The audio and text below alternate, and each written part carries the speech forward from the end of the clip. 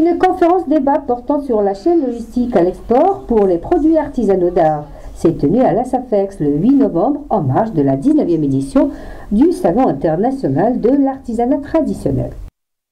La conférence débat réunissant plusieurs universitaires, institutions publiques et différents artisans a été animée par Madame Laouj Wardia, maître de conférences et chercheur à l'École des études supérieures de commerce.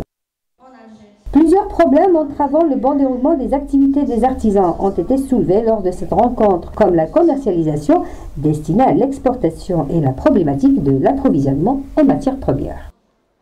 Les interventions ont aussi porté sur le problème de la logistique de distribution, incluant le transport, l'emballage et l'exportation, ainsi que l'épineux problème des procédures douanières et taxes. Les artisans ont également abordé lors de cette rencontre certains problèmes auxquels ils font quotidiennement face, comme la difficulté de trouver la matière première et ses prix élevés, ainsi que les problèmes liés à la commercialisation dans plusieurs secteurs de l'artisanat. Je fais tout ce qui est huile végétale à partir de l'huile d'olive, huile d'amande douce. Et on fait aussi la saponification à froid, qui est un patrimoine algérien délaissé. Donc on a travaillé pour le raviver, pour lui donner encore sa valeur qui a toujours été un savon artisanal de valeur. La spécificité de ce savon, plus il vieillit, plus il devient plus efficace. J'ai eu l'occasion de parler sur nos problématiques de cette filière dans cette conférence. C'est une opportunité pour moi de parler et je me suis aussi enrichie par des informations qui sont très utiles dans cette conférence. Je souhaiterais qu'on pourra avoir encore d'autres occasions pour se rencontrer avec le laboratoire de recherche de l'École supérieure de commerce et artisans et administration pour qu'on puisse travailler sur les problèmes que les artisans rencontrent et améliorer surtout la qualité de nos produits et faire une force, un groupe qui aura une force qu'il pourra un jour satisfaire ou bien atteindre un objectif, c'est représenter ou bien exporter le produit artisanal algérien qui mérite d'être vendu dans sa place et mérite d'être encore valorisé comme ça a toujours été. Dans le cadre de la convention qui est signée entre le HEC, l'École des hautes études commerciales, et l'ANART, l'Agence nationale de l'artisanat, nous avons tenu une conférence aujourd'hui ayant pour thème la promotion de la chaîne de valeur à l'export, donc pour l'artisanat. Donc nous avons eu de riches débats avec des artisans où ils nous ont posé un certain nombre de préoccupations et nous avons essayé d'apporter notre aide, notre modeste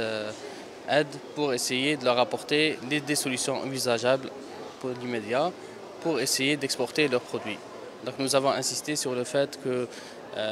l'artisan est un créateur du futur et l'artisan c'est un ambassadeur.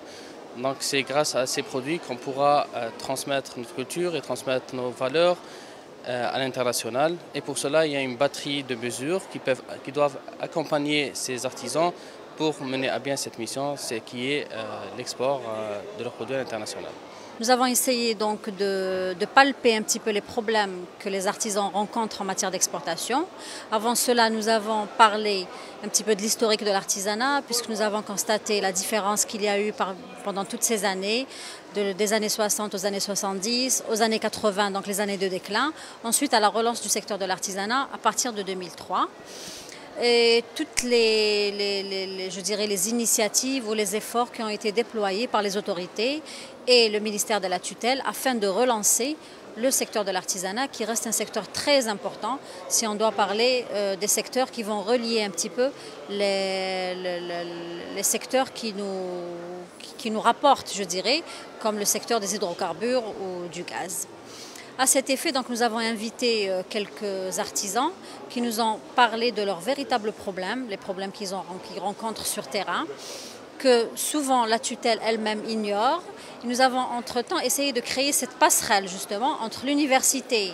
et le secteur de l'artisanat et une autre passerelle entre le secteur de l'artisanat et le ministère de la tutelle pour qu'ils puissent comprendre réellement ce dont souffrent ces artisans et essayer de leur apporter des solutions aux problèmes qu'ils rencontrent.